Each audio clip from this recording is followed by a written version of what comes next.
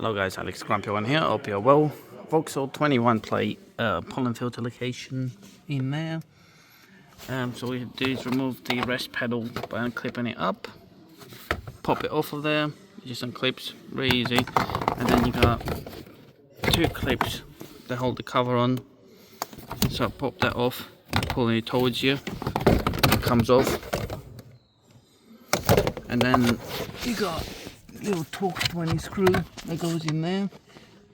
So undo the Torx 20 and then squeeze both of the tabs, one at the top, one at the bottom. Pull this cover off, and then you got the pollen filter in there.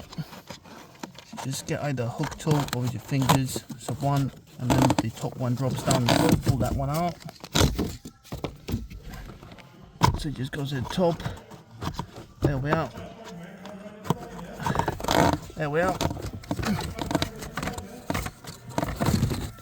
Just in time for the ice cream van.